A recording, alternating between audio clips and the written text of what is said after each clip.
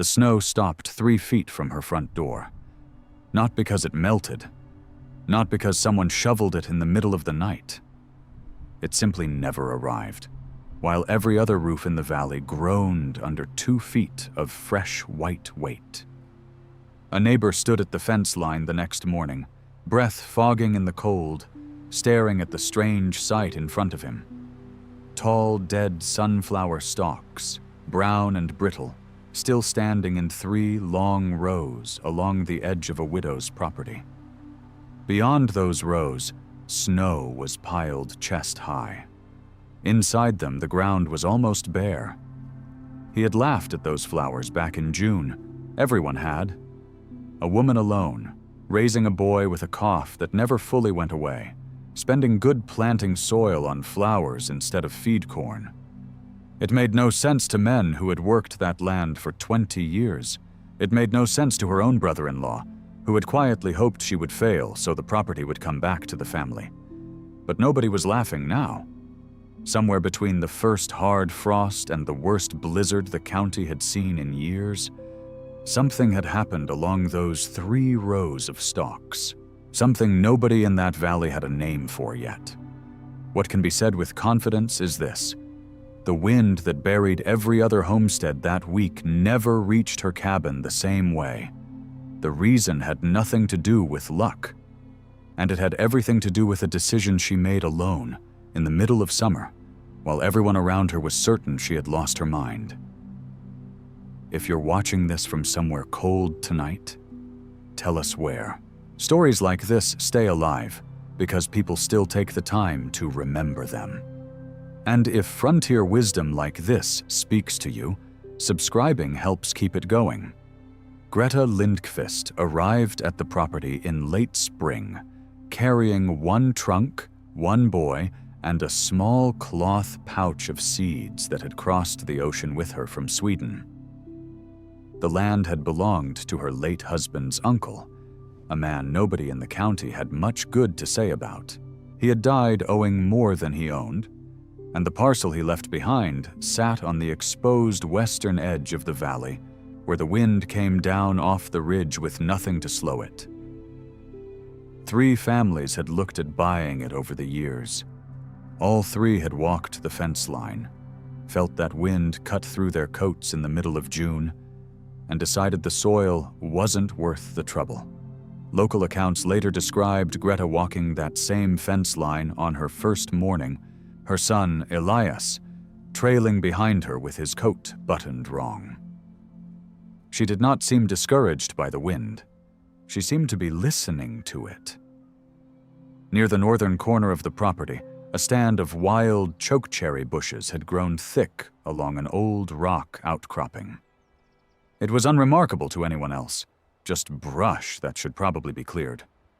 But Greta stopped there longer than anywhere else on the land.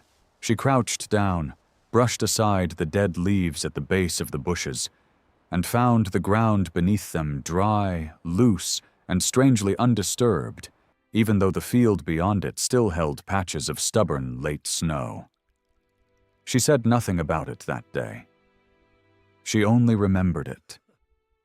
Elias, 7 years old, and already prone to a cough that worsened with every cold snap, asked his mother why they were staying somewhere so bare and so loud with wind. Greta told him it wouldn't stay bare for long. She did not yet know exactly what she intended to do with the observation she had just made. She only knew that the wind behaved differently near those bushes than it did everywhere else. And on a piece of land this exposed, that difference mattered more than anyone else seemed willing to notice. By the end of that first week, she had walked every corner of the property twice, sometimes 3 times, taking note of where snowmelt lingered, where the ground stayed firm, and where the wind seemed to lose its edge. Neighbors passing on the road saw a widow wandering her own field with no plow, no seed corn, and no apparent plan. What they could not see was that Greta already had a plan. It simply did not look like farming yet. By the 2nd week of June, word had spread that the Swedish widow was not planting corn. Ander Kristofsson, who farmed the adjoining parcel and had buried 2 brutal winters of his own, rode over one afternoon under the excuse of returning a borrowed hand tool. What he actually wanted was to see for himself what Greta was doing with a field that could have fed a family through the cold months.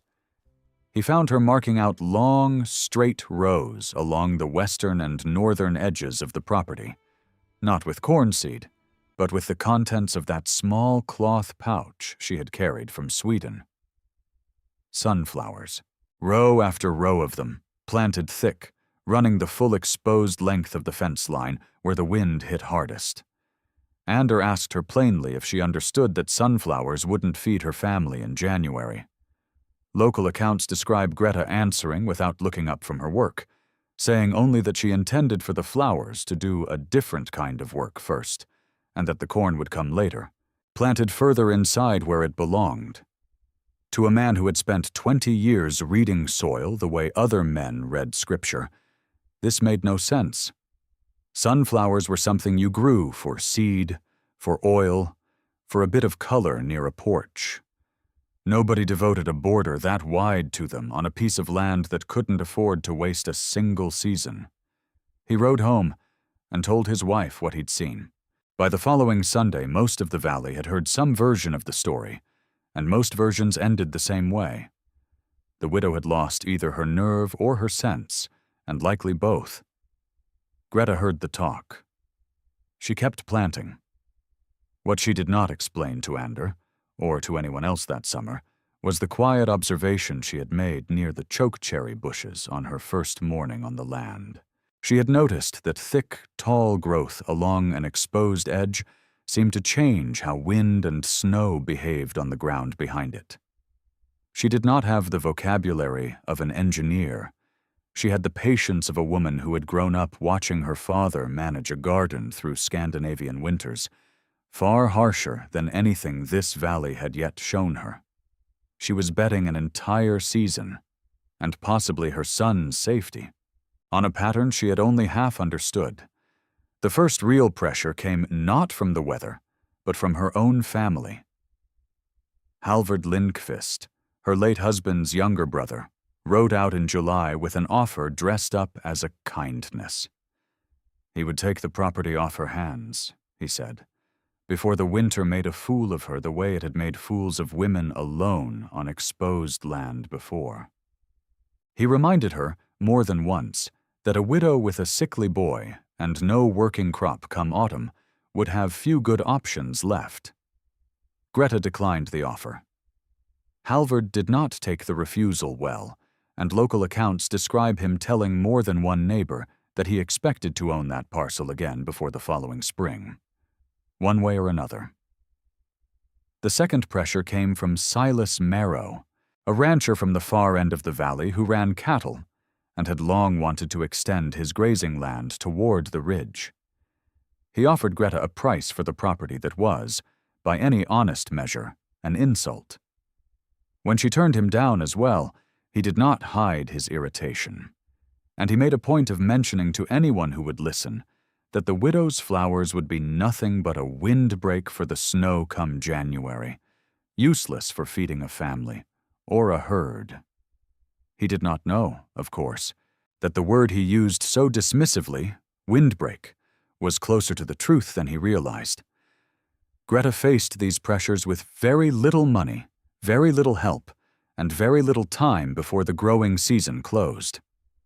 She had Elias, whose cough grew worse with every cold morning.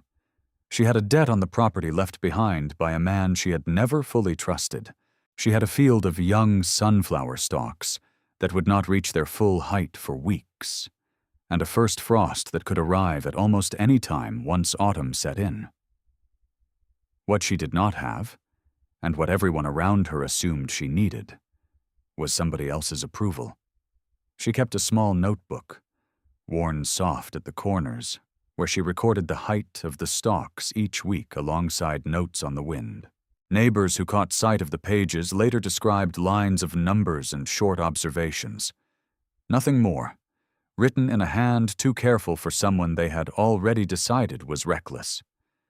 The valley expected her to fail quietly, Instead, she kept measuring. The first storm of the season arrived early, in the last week of September, well before anyone expected real weather. It was not the blizzard the valley would remember years later. It was smaller, sharper, and over within a single night.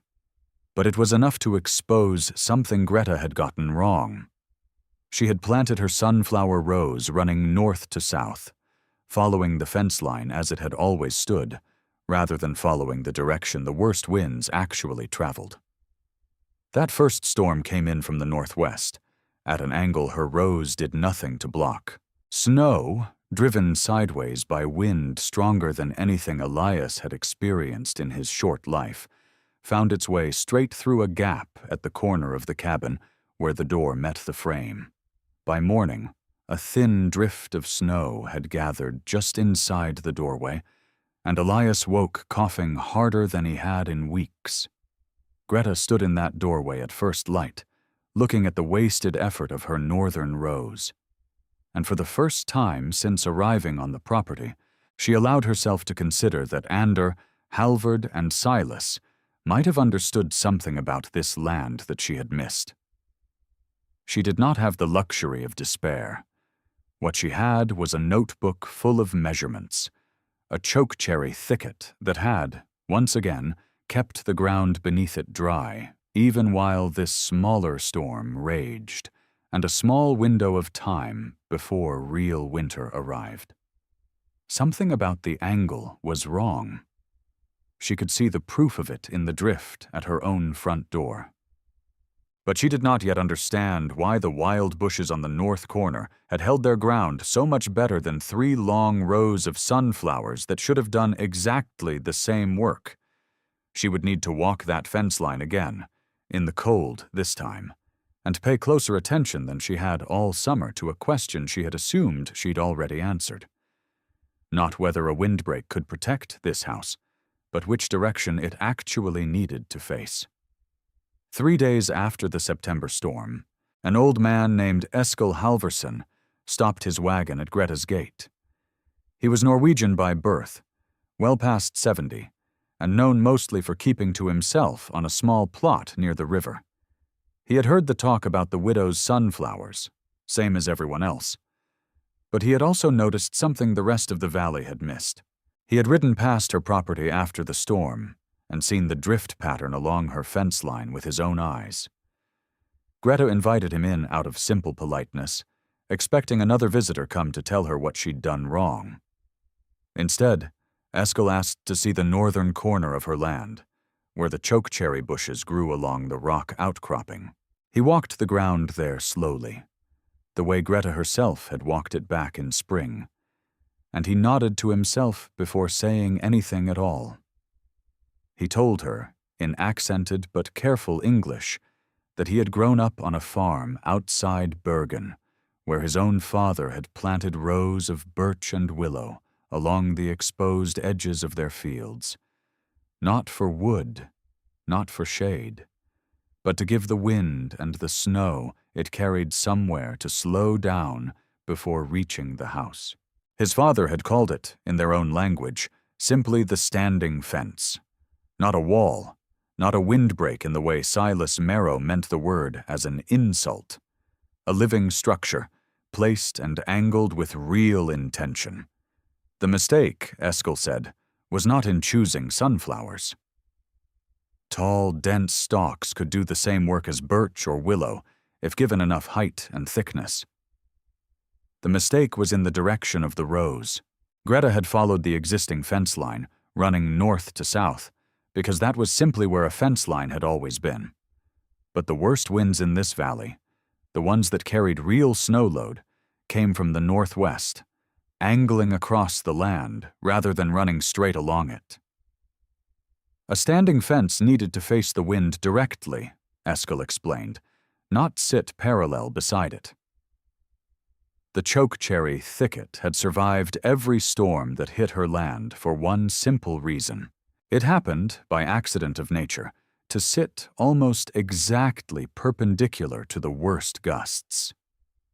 Greta had 6 weeks, perhaps less, before the ground froze hard enough to make any further planting impossible. Her existing rows were tall enough now to transplant, if it was done carefully and done immediately. Eskil offered to help her mark a new angle before he left her gate that evening, using nothing more than a length of twine and the direction of the smoke rising from her own chimney. What neither of them said aloud, though both understood it, was that there was no guarantee the flowers would survive being moved this late in the season, or that they would grow thick enough in time to matter before the real winter storms arrived. The work began the following morning, before frost had fully melted off the grass. Greta and Elias moved through the field together, digging out entire rows of sunflower stalks, with as much root intact as they could manage, then resetting them along the new angle Eskil had marked, roughly 40 degrees off the original fence line. It was slow, uncertain work. Some stalks came up with too little root and had to be set aside. Others bent under their own weight the moment they were replanted, and Greta learned quickly to stake each one with a short length of scrap wood pulled from an old fence post. Elias worked beside her most days, though his cough slowed him more often than either of them wanted to admit. There were mornings he could manage only an hour before Greta sent him back inside to sit near the stove, and evenings when she worked alone by lantern light long after he had gone to bed, resetting stalks by feel as much as by sight. Halvard rode past twice during those weeks. Both times he said nothing, though local accounts describe him slowing his horse just long enough to take in the sight of a widow and a boy hauling sunflower stalks across a half-frozen field. Whatever satisfaction he felt, he kept it to himself. By the third week of October, the new rows stood roughly where Eskil had marked them, facing the angle the worst winds would take rather than running beside it. Not every stalk had survived the move. Greta guessed later that she'd lost close to a third of the original planting, either to broken roots or to an early hard frost that caught a few rows before they'd fully resettled. What remained still stood taller than Greta's own shoulders in most places, thick enough that she could no longer see clearly through them from one side of the field to the other. It was not the dense, established growth of Eskil's father's willow rose, built up over years, rather than a single desperate season. It was thinner, younger, and entirely untested. Elias asked her one evening, as they walked the new rows by lantern light, whether the flowers would actually stop the snow this time. Greta told him honestly that she did not know for certain. She knew only that the angle was right, and that a fence facing the wind directly stood a better chance than one running alongside it, whatever it was made of. It was, she admitted to herself, if not to her son, still a gamble, just a more informed one than the gamble she had made in June. The first real test came in early November, nearly 2 months before the storm the valley would remember for years afterward. A hard, fast snowfall moved through overnight, driven by winds strong enough to rattle the cabin's shutters and strip the last stubborn leaves off the cottonwoods along the river. It was not a blizzard by the standards of what was still to come that winter, but it carried enough snow and enough wind to give Greta her first honest answer. She woke before dawn and went straight to the northern edge of the property, lantern in hand, before even checking on the fire. What she found matched what Eskil had described from his father's fields, though not perfectly. Snow had piled deep and heavy against the outer face of her new rows, exactly where the wind first met the standing stalks. Behind that line, closer to the cabin, the ground held only a thin, uneven layer, nothing like the drifts building up along Anders' exposed fence to the east or the open pasture beyond Silas Marrow's land. It was working. Not completely, and not evenly. A gap near the eastern end of the new rows, where fewer stalks had survived the replanting, had let a modest drift creep closer to the cabin than anywhere else along the line. Greta stood at that gap for a long while, watching the wind push loose snow through the thin spot the way water finds a crack in a dam. She said nothing to Elias about the gap that morning, not wanting to worry him before school, if any lessons were held at all in weather like this. But she marked the spot in her notebook, along with a rough count of how many stalks stood solid on either side of it, and a note to herself about reinforcing that section before the ground froze completely.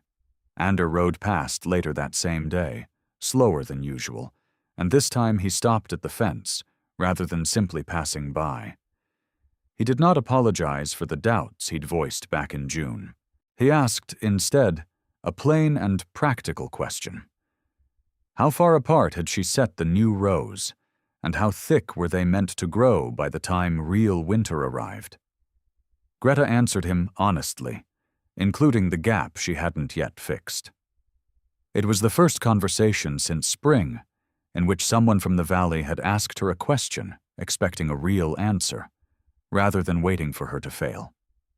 The storm that the valley would speak of for years arrived in the second week of January, 3 days later than the weather had led anyone to expect, and far worse than anyone had prepared for. It came in from the northwest first, exactly as the smaller storms had, and for the first several hours Greta's rows held the line much as they had in November. Snow piled thick against the outer face of the standing stalks, while the ground near the cabin stayed comparatively clear. Elias slept through the worst of the early hours, his cough quieter than it had been in weeks, and for a short while Greta allowed herself something close to relief. Then, sometime past midnight, the wind shifted. It swung further west than any storm that season, cutting in at a new angle that caught the weakest section of her rows. The same gap near the eastern end she had marked in her notebook back in November, but had only partly reinforced before the ground froze too hard to plant anything further. Loose snow began finding its way through that gap in earnest, driven by gusts strong enough to rattle the shutters harder than they ever had. Greta woke to the sound of the wind changing pitch, a sound she had come to recognize over the past months of watching this land more closely than she had watched almost anything in her life. She lit a lantern and went to the window facing the gap, and what she saw was snow beginning to drift toward the cabin along exactly the weak point she had feared. Elias woke soon after, coughing harder than he had all winter, disturbed by the cold air already creeping along the floor near that side of the house. Greta faced a choice with no good, certain answer. She could go out into the storm and attempt to reinforce the gap in the dark, risking the kind of exposure that had killed livestock and, in past winters, more than one careless man in this valley.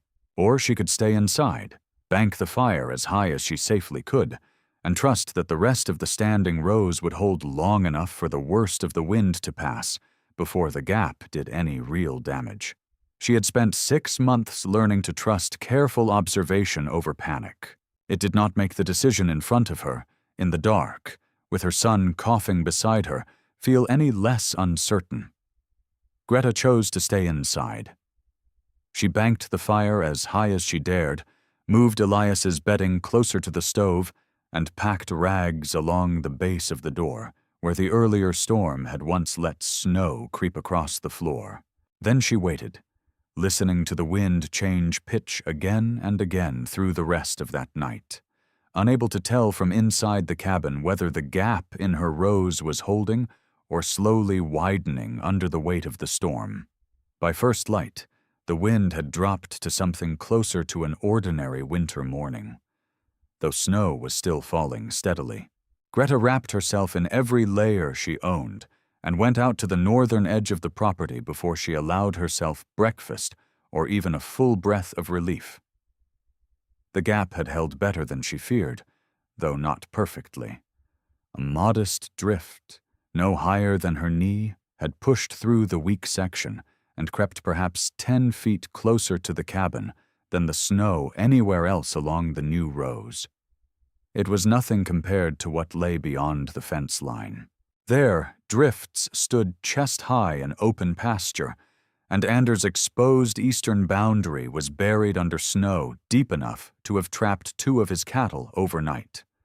Word of the blizzard's damage spread through the valley over the following days, the way such news always did, farm to farm, mouth to mouth.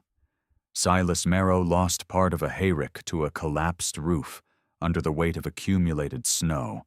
Halvard, whose own property sat close enough to Greta's that comparisons were unavoidable, found his barn door frozen shut under a drift nearly as tall as the building itself. Greta's cabin, by contrast, needed only a single morning of digging to clear the small drift near the gap, and Elias's cough, though not gone, had eased noticeably compared to the ragged nights of December. Ander arrived at her gate 3 days after the storm passed, this time without any excuse about a borrowed tool. He stood at the fence line for a long while, looking at the standing rows of dead sunflower stalks, still upright despite the wind that had tried to flatten them, and at the noticeably thinner snow behind them compared to his own buried fields. He did not apologize for the doubts he'd voiced back in June, not directly. What he said instead, according to local accounts passed down through his own family afterward, was simply that he wanted to understand exactly how she had angled the rows, and whether the method would still work on a smaller scale along his own eastern boundary. Halvard never mentioned the property again after that winter. Whatever plans he'd once had for reclaiming it from a widow, he expected to fail, quietly dissolved somewhere in the space between his own frozen barn door and the sight of Greta's cabin standing clear.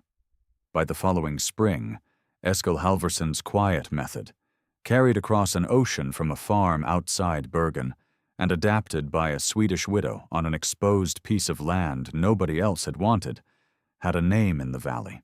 People simply called it Greta's fence, though Greta herself was quick to remind anyone who asked that the idea belonged to older hands than hers. Ander planted his own angled rows that year, using willow saplings rather than sunflowers, set at the same careful angle Eskil had once marked with nothing more than twine and the direction of chimney smoke.